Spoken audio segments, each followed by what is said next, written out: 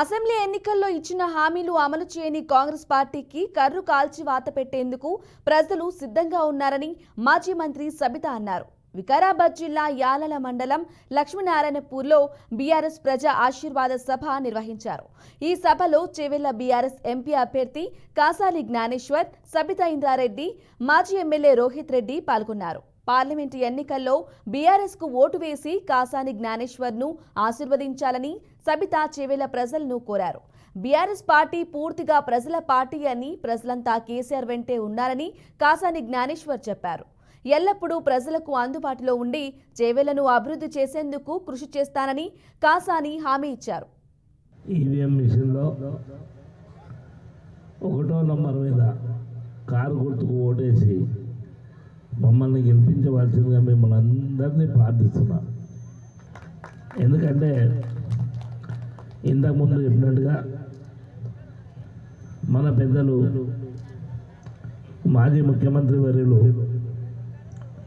మీ మీద నమ్మకంతో తప్పకుండా చేవెళ్ళ ప్రాంతంలో బీసీలకు ఒక ఛాన్స్ ఇవ్వాలన్న ఉద్దేశంతో ఆయన నమ్మకాన్ని పెట్టి చేవెళ్ళ ప్రాంతంలో మరి పెద్దలు సత్యనారాయణ రెడ్డి గారు మిగతా మిత్రులందరికీ వాళ్ళ కోరిక మీద నాకు ఇవ్వడం జరిగింది. మొన్న 26వ తారీఖు దాకా పెన్షన్ వేయలేదు. ఏమనుకుంటున్నారు వాళ్ళందరూ? అయ్యో నా కొడుకు కేసీఆర్ ఉంటే 5వ తారీఖు నాకు పంపిస్తుండే అనుకుంటున్నారు. మధ్యలో ఒక నెల డుమ్మనే కొట్టిండు, గుంజుకున్నారు. అది కూడా పొడగొట్టుకున్నందుకు నిజంగా బాధపడుతున్నారు అందరు కూడా. అట్లాగే కేసీఆర్ని పొడగొట్టుకున్నందుకు కూడా రాష్ట్రంలో అందరూ బాధపడుతున్నారు. ఈ విషయం దయచేసి గుర్తుపెట్టుకొని మీరందరూ రేపు జరుగుతున్న ఎన్నికల్లో ఖచ్చితంగా మన కాసాని జ్ఞానేశ్వర్ గారిని గెలిపియండి. ఇక్కడ మీకు ఏ సమస్యలు ఉన్నా కూడా రోహిత్కి బలం అవుతాడు, మీకు బలం అవుతాడు.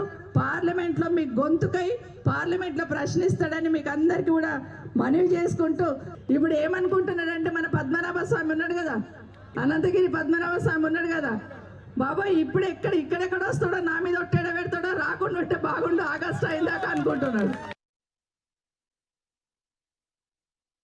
ఈడ ఉన్న తాండూరు ఎమ్మెల్యే మనోహర్ రెడ్డికి సవాల్ చేస్తున్నా, నువ్వు రాజీనామా చేయడానికి సిద్ధమా?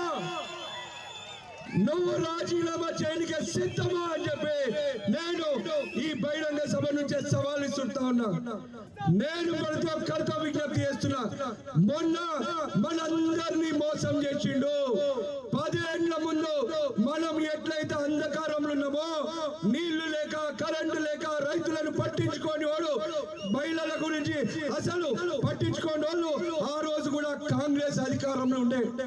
10 సంవత్సరాల నుంచి మన కేసీఆర్ ప్రతి ఇంటిని, ప్రతి బిడ్డను, ప్రతి రైతును, ప్రతి యువకుడిని తన సొంత కుటుంబం లాగా చూసుకొని ఈ రోజు ప్రతి కుటుంబం ఎదిగే విధంగా తెలంగాణ రాష్ట్రం అంతా కూడా అభివృద్ధి దిశలో తీసుకుపోతే, ఈ చాతగాని దద్దమ్మలు మళ్ళీ మనని అంధకారంలో నెడుతున్నారు.